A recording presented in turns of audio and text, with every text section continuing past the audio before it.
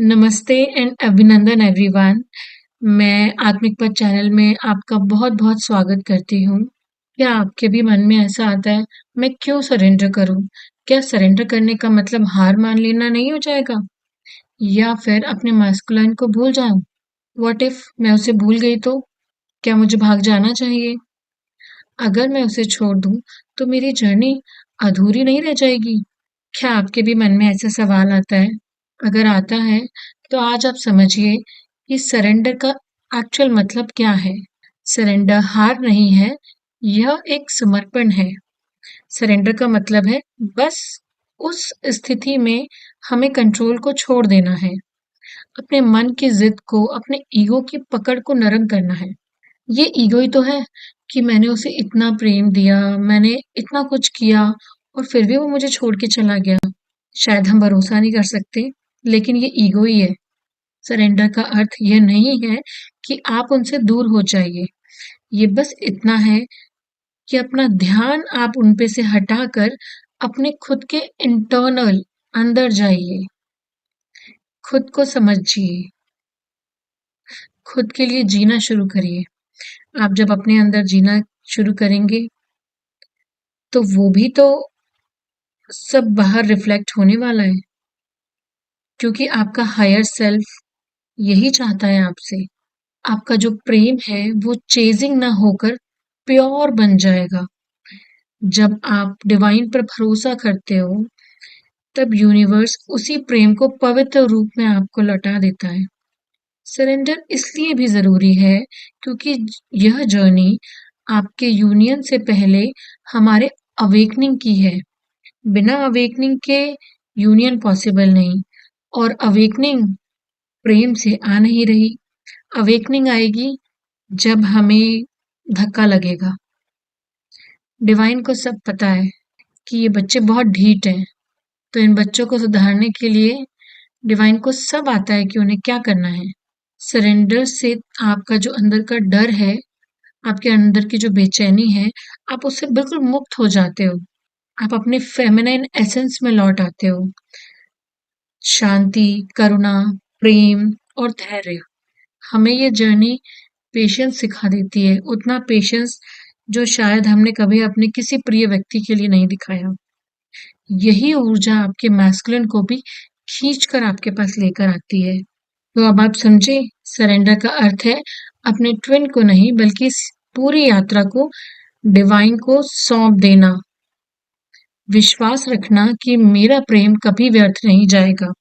अपने भीतर यूनियन को पाना, और जब भीतर यूनियन होगा, आउटर यूनियन अपने आप ही हो जाएगा।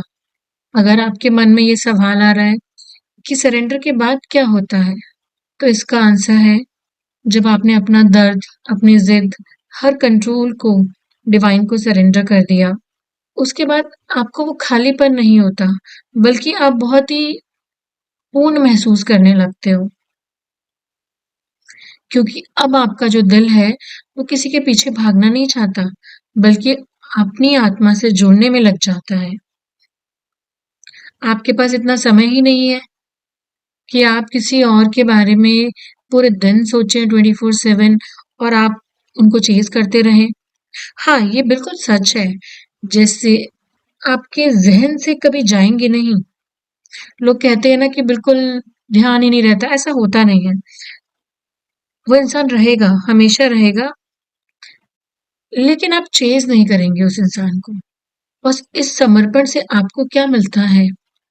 गहरी शांति, जहाँ बेचैनी थी, आत्म प्रेम, जहाँ पहले हमें सेल्फ लव की कमी थी, भरोसा, जहाँ फ़ियर था, और भीतर का यूनियन, जहाँ पहले सेपरेशन का इल्यूज़न था। सेपरेशन एक इल्यूज़न ही तो है। दिल में अगर सवाल आ रहा है कि क्या मैस्कुलिन कभी लौटेंगे? तो जवाब है हाँ, पर तब जब समय सही होगा। सरेंडर के बाद आपकी ऊर्जा बदल जाती है। अब आप चेज़ नहीं, मैग्नेट बन जाते हैं। आप वो चुंबक बन जाते हैं जिसकी रोशनी में हर कोई आपसे, आपके पास आना, आपके भाव सुनना चाहता है, क्योंकि आप इतने समझदार बन जाते हैं। सबको अपने सवाल के जवाब मिलने लगते हैं। मैस्कुलिन चाहे जितने भी दूर हों, उन्हें लौटकर आना ही पड़ता है। सरेंडर का अर्थ अंत नहीं बल्कि एक नई शुरुआत है। यह वो मोड़ है जहाँ सेपरेशन की आग से निकलकर यूनियन की रोशनी जन्म लेती है। समय-समय पे मुश्किलें तो आएँगी। कई बार आपकी एनर्जी लो होगी, आपके सराउंडिंग से आपको ट्रिगर्स भी आएँगे, क्योंकि हालात तो कभी एक जैसे नहीं होते। लेकिन यही हमें हर बार खुद को याद दिलाना है, खुद की वाइब्रेशन को रेज़ रखना है। दैट मीन्स हम सीख जाते हैं कि ये जो हमें किसी ने अगर थोड़ा-सा भी प्रोवोक किया है, तो हम समझ जाते हैं कि हमें यहाँ अपना समय बर्बाद नहीं करना है।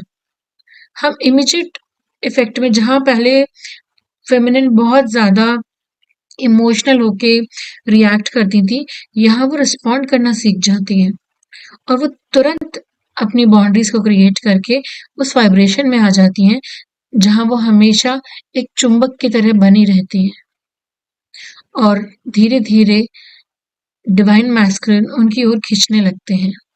इसलिए सरेंडर बहुत ज़रूरी है।